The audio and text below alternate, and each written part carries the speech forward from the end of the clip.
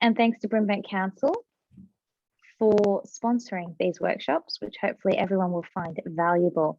Now, I know this is part of a series on changing careers, but it's also, I've actually taken more of a high level approach so that it's applicable to any type of interview that a person might sit. It's a really broad overview of the skills that you need, and then we dive deeply into the steps that are required to prepare. So I will continue on, and if anyone has any questions, as Josephine said, please pop them in the chat and we will get to them at the end if there's time. So interviews. Interviews are the key to your career success. They're also probably one of the most gut-wrenching, nauseating, fearful things that you might do in your life. Apparently, public speaking, which is much like interviews, is one of the top fears in the world globally. I personally think spiders and snakes are a whole lot worse, as are a litany of other nasty things that occur to you, but apparently public speaking tops the list. However, of every element in the job search and application process, interviews are the most important. Yep, the resume and the cover letter, they're crucial to opening the door to an interview. But you can get a professional to help put those documents together. You can ask a friend, a colleague, a mentor, or a career coach like myself. But when it comes down to the interview, that's all on you. But you can still get some help. You just need to do a whole lot of work to prepare. And I think that's what really throws people sometimes, is knowing where to start with that preparation process and what they need to do. And of course, there's that issue of you can do all the preparation in the world, but you get into that interview. And if those questions aren't what you expected, you feel basically like a deer caught in headlights. You don't know where to go or what to do, and you can get stuck. So the purpose of today's session is really to say it doesn't matter what those questions are. There is preparatory work that you can do to really master your interview skills. And the good news is that work will be worthwhile, because interviews aren't just important when applying for and securing a new role. They're also important for when you want to navigate a promotion, secure a pay rise, or even ask for any new opportunity at your current place of work or in the future. Now, interviews, they're really just a communication tool. And we've got 4 pictures here that I suppose summarize the different ways in which we communicate in that interview process. We tend to think of interviews as a formal conversation between an employer and a candidate held in a closed office. But in reality, an interview can take many different forms. You might start with a phone screening or introductory video conference via Zoom or Teams. An interview can be a casual conversation over a coffee in a cafe. It can be the more traditional formal one-on-one in a boardroom or a meeting room, or it could be with a selection panel, which is multiple people, usually 3 from across the organization. You can also have an interview, usually the second round interview, where the potential employer asks you to prepare a presentation or respond to scenario-based questions. So there's a whole different array of processes. Yep, sorry, what was that? The slide hasn't moved. Okay, can you see that? The secret too? No. No luck? All right, bear with me, everyone. I'm going to stop the sharing. How about that? Yes, thank you. Yes? Okay, wonderful. I'll just sync that up on my screen here. And that, did that move on for everyone? Yes. Okay, great. So whatever the format, it doesn't actually matter. What matters most is understanding the formula, or I suppose the secret to winning interviews. Now, this secret is also relevant to doing well at your job, because you're able to have productive conversations, to negotiate good outcomes, resolve conflict, lead effectively, build rapport with your colleagues and stakeholders. And it's even important to being a willing and supportive team member. It's also the secret to navigating that promotion, to changing careers altogether, to returning to work after a career break. What is it? It's communication. Now, we've all heard this. A lot of people say, oh, we have great communication skills. I can talk to anyone. I can convince people of X, Y, and Z. But the thing is, if you really have good communication skills, you don't have to actually say it. Communication skills are the foundation of interviews. They're the foundation of the ability to convey key messages in a setting, any setting, whether that's via video conference, whether that is over the phone, whether that's in front of half a dozen people, whether that's in front of 100 people. Ultimately, you need to build and enhance your communication skills, because it is the most valuable career asset you have. And that doesn't matter whether you are a picker packer in a warehouse. It doesn't matter if you drive trucks for a living. And obviously it's relevant if you're a CEO or a team leader, or if you work in customer service or retail or hairdressing or teaching. It doesn't matter. Even if you're a data analyst or a software programmer and you spend your day in front of a computer, communication skills are critical. If you work on those skills before you even start preparing for interviews, everything else will fall into step. So what is communication? Bear with me if this sounds a little bit boring, but it's really important that we go back to basics. 101. Communication is a skill we learn from birth. It's the ability to convey our wants, needs, and any other key messages. But it's also about understanding and responding to others. And it helps to break it down.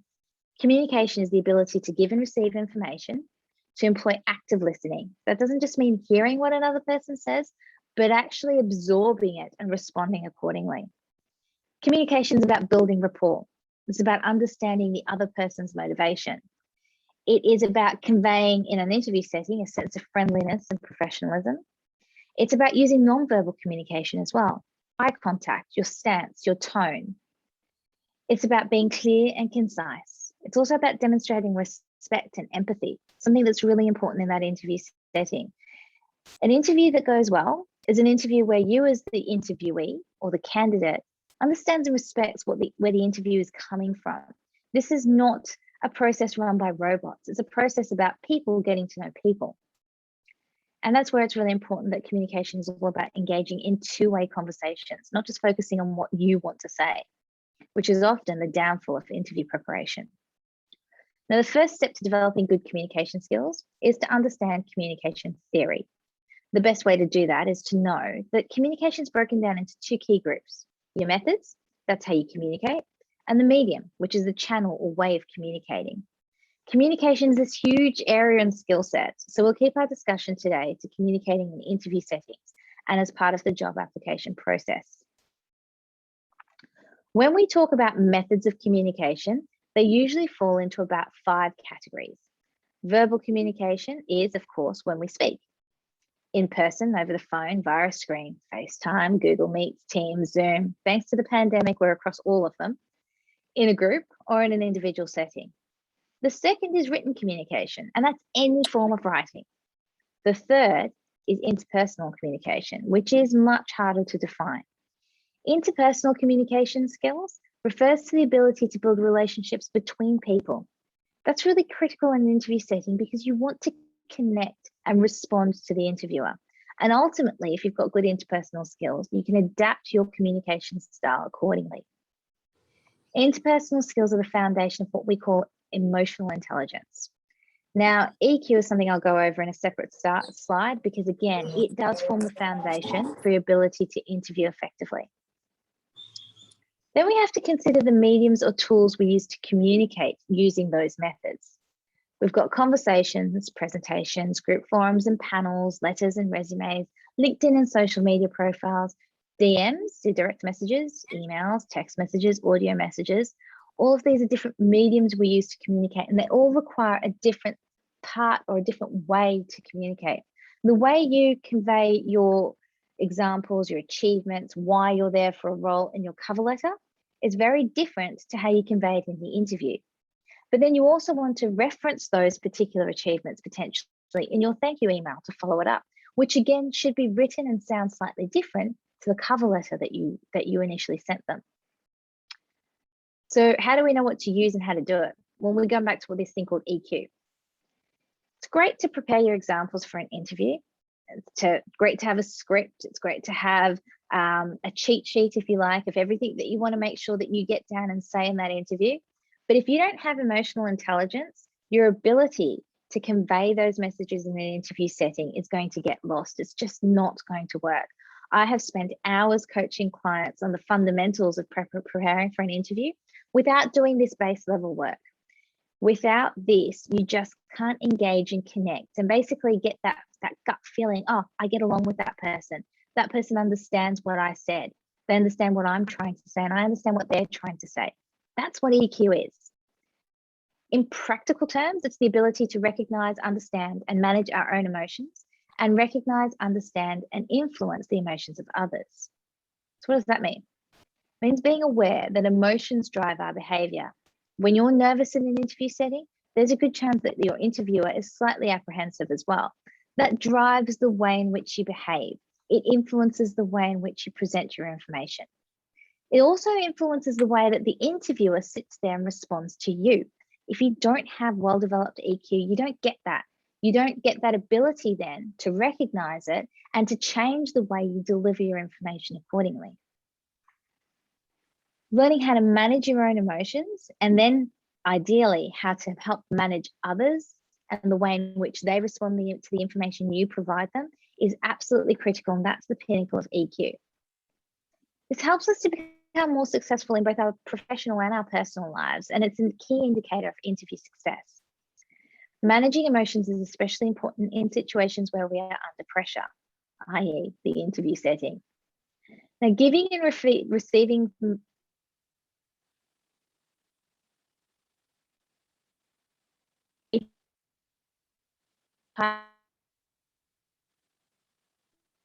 deadlines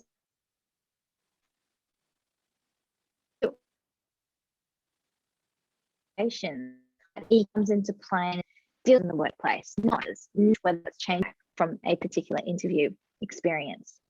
At work, EQ can help us to resolve those conflicts, coach and motivate others, create collaboration between our teams or between ourselves, and to build what we call psychological safety within teams. And that is essentially opening up to people and having them open up to you to be able to say what needs to be said.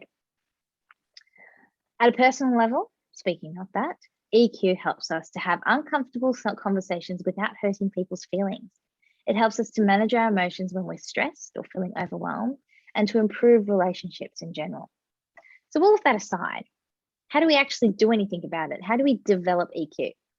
Okay, so there are courses you can take, loads of them online. A short course can be really, really great and particularly valuable.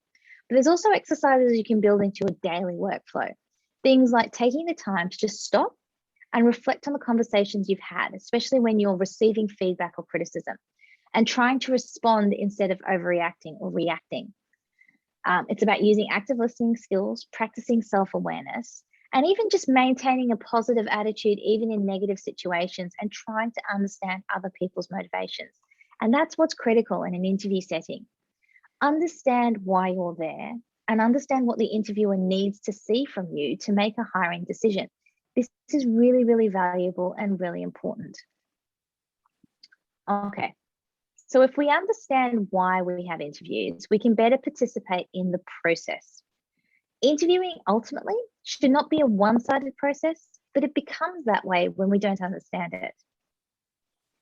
It's also really valuable to break this down because we can be intimidated by what we don't know. So part of the reason we fear and get nervous about interviews is because we don't know what to expect. We don't know how the process works. We have had negative experiences before. And it's those nerves more than anything that can lead to poor interview performance. So this is why we have interviews, to determine whether you can do what you say you have done, basically to speak to the evidence in your resume. The other reasons are to work out if you can do what they, the potential employer, need you to do for them. The other reason is to ensure your likability and fit with their team or with their organization. And that's basically a case of saying, do we like you enough to work with you? Are you the type of person who will work well with the type of people we have here?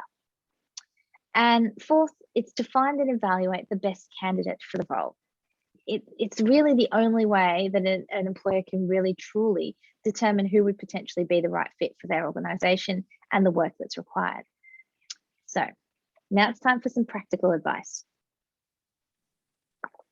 Once you get that call for an interview, you need to have a checklist to follow. Here's the steps, and then I'll go into each area in detail. 1, develop some key messages and examples. 2, prove your rights for the role. 3, develop examples. Going back to the key messages, really. 4, structure your responses and be ready to understand how to reply to an interview question. Be aware of your body language, and then practice, practice, practice. Do the interview and ultimately follow up. All right, key messages. Once you've been called for an interview, take a moment to congratulate yourself. It's pretty challenging to do, and it's a real achievement to get there. Now, once you've done that, start preparing. Firstly, you need to know what your key messages need to be. The first is your value proposition, that combination of skills, experience, and personal attributes that make you the best candidate for the role. To work this out, ask yourself these questions. What would I say if I only had 60 seconds to convince the interviewer to hire me? What do I offer that is different to the other candidates who will be interviewing for this role? This value proposition, take some time over it. It will help you answer questions like, tell me about yourself and why do you think you're the best person for the role? And it's something you should keep in mind across the whole interview process. The next key message should involve your employment barriers, or in other words, the reasons why you wouldn't be considered for the role. This is particularly relevant when you're seeking a career change. This is where you need to address issues like whether or not you lack the required experience. Perhaps you're missing a certain qualification. Maybe you don't have knowledge of the sector or the industry.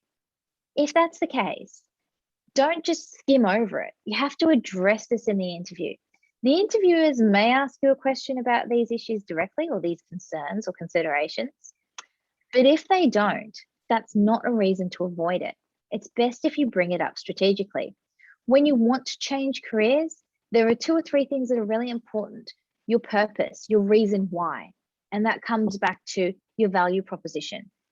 This is why I have value. This is what's important. This is what I bring to the table, etc. It all needs to tie in together. But then if you don't have the experience, you don't have knowledge of the sector, you haven't worked in that particular space before, maybe you don't have those qualifications, then you need to say why that's okay and what you offer in place of it. Incorporate this key messaging into your examples or reference it in your answers to those opening questions. Tell me about yourself. Why am I here? And if those options don't work, make sure you raise the potential consideration or issue when they ask that question at the end. Do you have any other questions? It's better to raise the issue and provide a solution or an answer rather than it going unsaid. Now, when you do that, that's all about proving that you're right for the role. So one of the ways that you can do that is, especially if you lack that information, that experience, etc., is to say, I've done something similar. I've got exposure to this area. I know about this or that. If, for example, you work in administration, you're applying for marketing, you can look for areas of commonality between those 2 areas of work and tell them, at its core, marketing is about engaging with people. It's about communicating with them. It's about sending them particular messages about a brand or a product or a service. As someone who works in administration, I have significant experience in communicating X, Y, and Z to A, B, and C. Look for those areas of commonality, what we call transferable skills, but then illustrate them. Tell them why it will work for them. Let them know what you can do, your capability. Let them know what you're able to learn because you've learned something quickly or similarly before in another setting. You need to illustrate that for them so that they can connect the dots. So when you're proving you're right for the role, you need to remember that the core purpose of an interview is to ensure that you are right for what they need. It's your responsibility to reassure the potential employer that you understand this. It's your responsibility to also develop and present some clear examples of your experience, knowledge, competency areas, and capability. What you've done, what you know about, what you're good at, and what you can do. Then you provide them with evidence. You're giving them those clear examples of where you've done that in the past. It's also really important that you convey a genuine interest in the role. A lot of people forget that. They assume, oh, well, I put all these hours into finding the role, applying for it, going through the reams of paperwork or the 20 questions that are needed to fill in the application form, etc. Of course, I want the role. Well, that's not good enough for the interviewer. They haven't seen all of that. Yeah, theoretically, they're aware of it. But when you're sitting in front of them making that connection in an interview, they don't know about it. They're not thinking about that. All they're seeing is the person in front of them. Here's where you have to tell them, I genuinely want to work here. I genuinely want this role, and this is why. You really want to present yourself in a way that aligns with the purpose and structure of the role and the culture of the organization itself. This comes across in everything from your dress code and theirs to the way they communicate internally. And we'll go into some further detail about how you figure that out. It's also important that you explain how you work. because how you work is what sets you apart from everyone else. If we go back to that value proposition, a core component of your value is not what you've done before. It's not even what you know. The most important thing is how you work. It's very rare that an employer will engage you to do exactly the same thing that you've done in exactly the same setting before. Sometimes, but not always. 9 times out of 10, they want you to do something similar, but in a setting that is relevant to them, for a workflow that is relevant to them. It's really important that you're aware of that, because what you want to emphasize to them is what you can do and how you go about that work. Because when they understand the how, they'll be able to see how that fits into what they might need you to do. And last but not least, be engaging and approachable.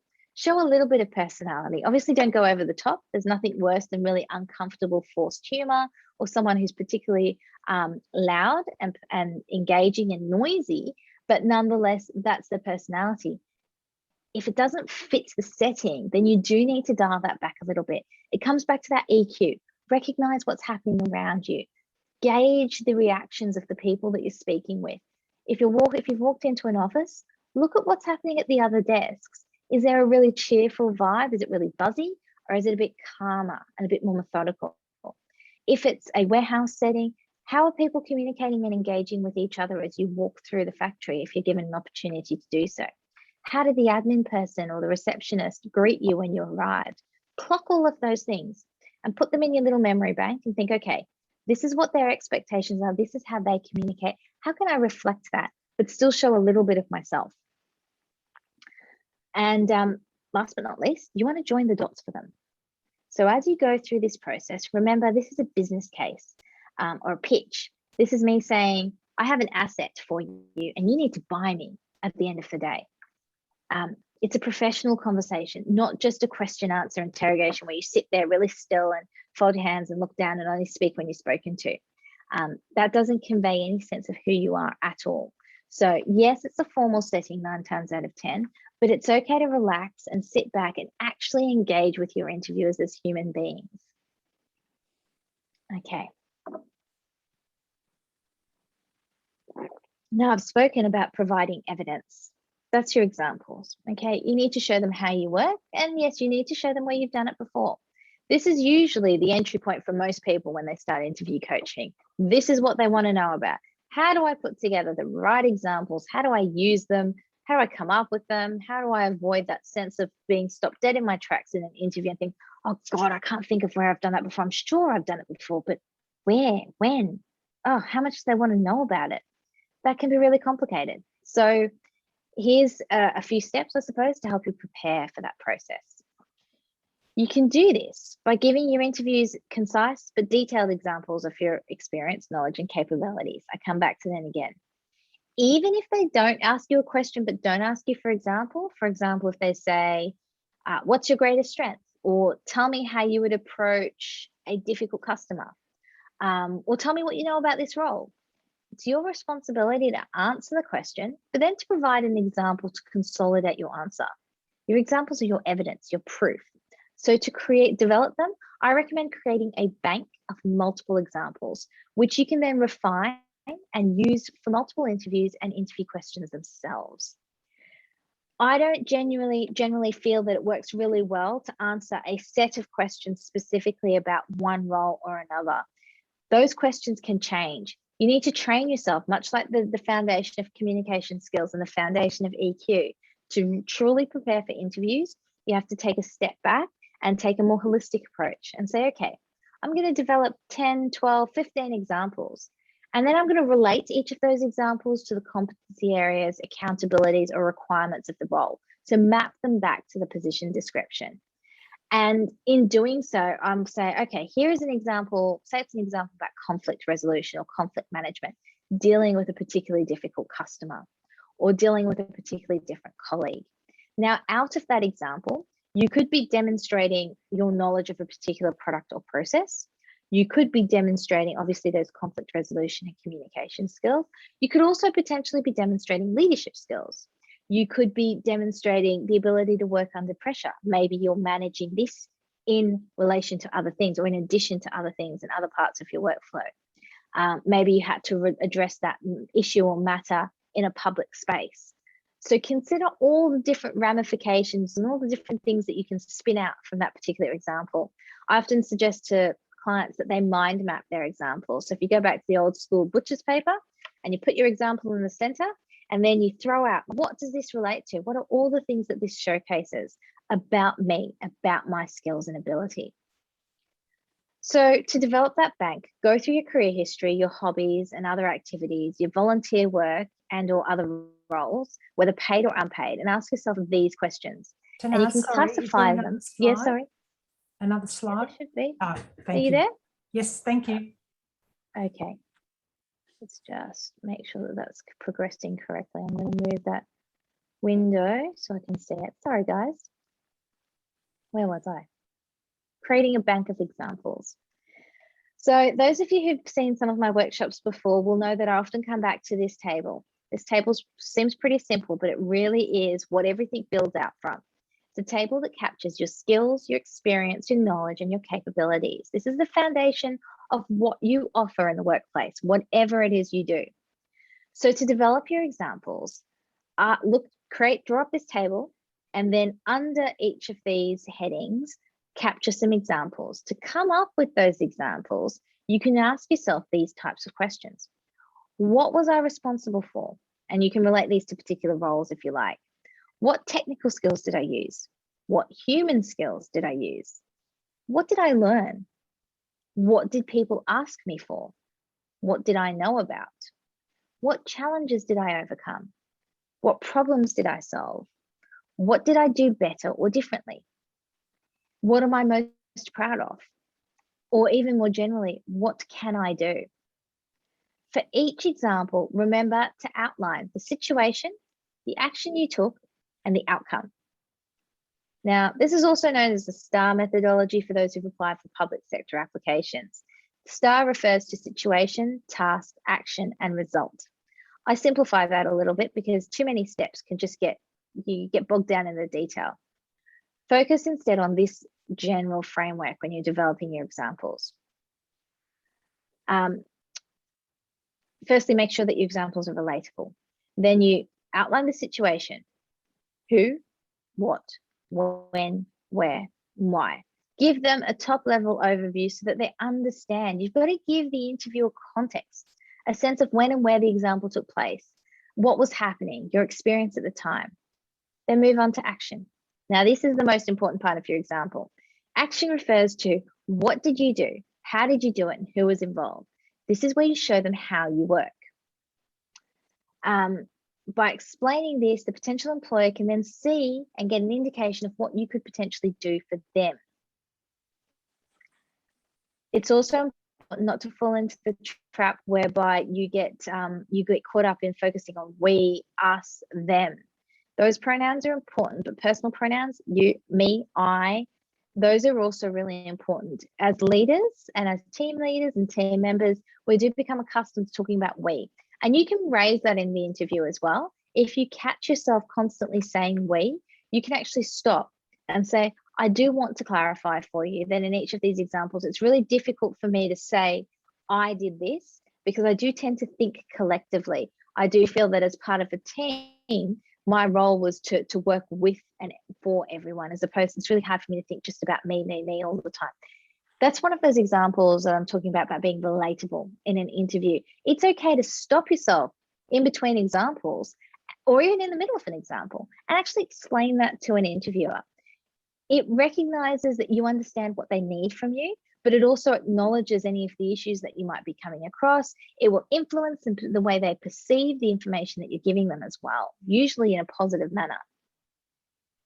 Okay, situation, action, and then last but not least, outcome, otherwise known as result.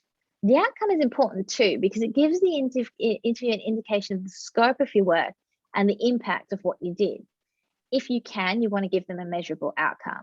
I introduced this particular process to improve customer service delivery, and as a result, this is what I did. This is the steps that I did to drive and put through the process, or lead it, or support it, or enable it. And as a result, we were able to improve customer satisfaction surveys that we sent out showed that the customers who did reply to the survey were significantly had significantly better happiness or better improvements in their experience. It was a significantly better customer journey, etc., by about 20%. Or it can simply be a case of, I was able to address this backlog, and as a result, we were able to move forward without that backlog hanging over everyone's heads and slowing down our workflow. We've got to find some sort of outcome, some benefit, some result over and above just this was what I did every day and this was part of my job.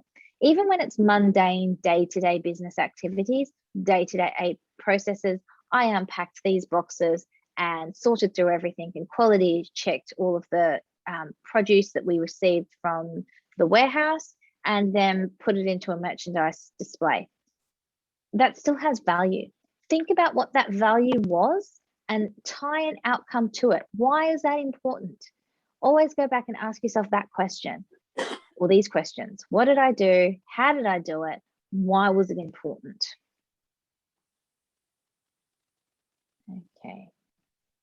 So I'm just making sure that the slides are still progressing. How to structure your response. Okay.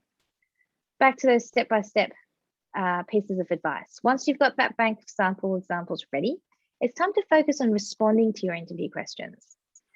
Now, there's a bit of an art to the interview process, just like public speaking or debating. First, listen to what they're asking you and try to decode their intent. Basically, what are they trying to find out about? Then paraphrase the question in your own words. So when you respond to their question, this gives you a chance also to narrow or define or slightly reword their question to better fit the way you speak, showing that EQ again, or to better fit the example that you know you want to give them to showcase your skill in that area. You'll often find that interviewers, particularly those who don't have a lot of experience, might ask you multiple questions in a single question, so to speak. Now, if that happens and you think, oh, well, I've done this, this, and this, the way you can answer it effectively is to actually narrow it down yourself. Yes, I've done this. This is how I've done it. Or I've got 5 years of experience doing A, B, and C. I'd like to really focus on A because it's the most important. And then and subsequently you're paraphrasing the question. Then you provide an overview of your approach or your answer. So say we are talking about conflict management and customer service as an example. You might say, they might ask a question around how you deliver customer service in challenging situations. You might then paraphrase the question back. I've got 5 years of experience in navigating complex relationships with customers, particularly during emotionally fraught times or times when everyone is busy and stressed, such as the Christmas rush on Christmas Eve. Then you provide an overview of your approach or answer. My approach to providing quality customer service, my approach to engaging customers, working with them productively, particularly during challenging settings or challenging times, is to do step 1, step 2, step 3. And you kind of break it down. You give them, this is what I do. This is how I drive quality improvements. This is how I deliver quality customer service. This is how I develop marketing campaigns. This is how I drive business development. This is how I prepare tax returns or deliver quality nursing or look after children, whatever the function of what it is that they're asking you for, you've got to give them an overview. This is what I think it is. This is how I do it. Then you follow with a specific example. So you can tell them, I do this, I do it that way, A, B, and C. Sometimes you can say, I've done it. This is the bulk of what I do. I've done it for the last 10 years. I could give you hundreds of examples, but today I'd like to give you one that I think really best fits. And then you can say best fits the role, best fits your organization, or really demonstrates my attributes in conflict management and de-escalating situations. And then you follow through with that example. Outline the situation, talk about your actions, and give them a high-level outcome or result. Emphasize your involvement in actions. I cannot emphasize that myself anymore. Really is important that they understand how you did what you do. Can you work under pressure? Sure, everyone says they can, but how? How do you manage competing priorities? How do you send out an electronic newsletter while still fulfilling 30 customer orders, and you have to develop the rosters and you have to make sure that everyone complies with OH&S? How do you do all of that at once? Time management? Sure. What does that mean? Does that mean that you draw up a great big schedule? Does it mean that you use your project management skills? Does it mean that you bring in other resources and you know how to delegate workflow effectively? Tell them how. Okay. And then we move on to those less, I suppose, practical but still important considerations. Do you look the part? A lot of people ask me, what should I wear? How should I do my hair? Do I need to wear, if I'm a tradie, should I turn up wearing my high-vis vest? If I'm going to be, I don't know, working in childcare, surely I don't need to turn up in a shirt and tie and heels. That would be silly, wouldn't it? Well, it's really hard to say. I can't give you any specific answers. This is where individual career coaching is really important. Having said that, there are some considerations that apply to everyone. Visual communication, it's just as important as verbal communication. You've probably heard all the standard spiel. Make sure that your clothes are neat and tidy. Don't wear anything revealing or inappropriate. Make sure you've got clean shoes, etc. But the basic thing to follow, the basic process to follow is ask about the dress code if you have an opportunity. If in doubt, smart business attire. Consider the setting and take it into account. So for an example, if say a woman applying for a childcare role, maybe don't wear your 6-inch high heels and a tight pencil skirt. Maybe wear something that shows that you're practical. Maybe wear neat ballet flats and tailored pants. Maybe don't wear jeans and a t-shirt, even if you know that is the uniform. Now, the only time that doesn't apply is if you have had the opportunity to ask and they say, oh yeah, we all wear jeans and a t-shirt. If that's the case, go with the smarter jeans and the neater blouse, okay? And it doesn't matter whether you're male or female, the same approach applies. If in doubt, ask. If they don't tell you, if there's no opportunity to ask, smart business attire is the safest approach. Now, the trickier things to consider are things like piercings, hairstyle, accessories, etc. This is where it gets challenging because it's a really fine balance between having some semblance of personality and avoiding discrimination. There is that sense of, well, just because I have a nose ring, I shouldn't have to take it out, and that shouldn't be a reason where I'm discriminated against and I'm not employed for the role. But although it shouldn't happen, it does.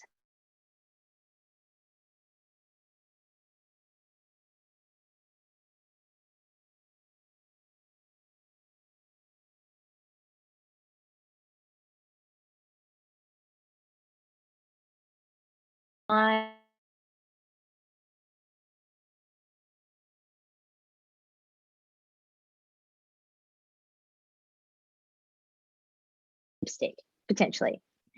And it shouldn't happen. My information should be exactly the same, regardless of the costume I choose to put on, but it is part of my visual communication.